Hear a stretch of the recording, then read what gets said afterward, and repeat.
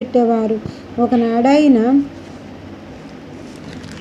పెద్ద మనిషి మసీదుకు పోయి బాబా అవయములు వేరువేరు స్థలంలో పడి ఉండట చూసి భయకంపితుడై బాబాను ఎవరో కూనీ చేశారనుకుని గ్రామ మున్సిపు వద్దకు పోయి ఫిర్యాదు చేయి నిశ్చయించుకుని. కానీ మొట్టమొదట ఫిర్యాదు చేసిన వారికి ఆ విషయము గూర్చి కొంచెమైనా తెలిసి ఉండునని, తననే అవమానించెదరని భయపడి ఊరుకొనెను. మరుసటి దినమతడు మసీదుకు పోగా బాబా ఎప్పటి వలె హాయిగా కూర్చుని ఉండుట చూచి ఆశ్చర్యపడెను.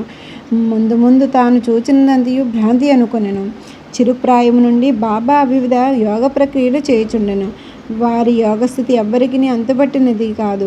రోగుల వద్ద నుండి డబ్బు పుచ్చుకొనగా ఉచితముగా చికిత్స చేయుచుండేవారు. ఎందరో పేదలు, వృద్ధులు వారి అనుగ్రహం వల్ల స్వస్థత పొందిరి. నిస్వార్థముగా వారు చేయి సత్కార్యముల వల్లనే వారికి గొప్ప కీర్తి వచ్చెను. బాబా తమ సొంతము కొరకు ఏమీ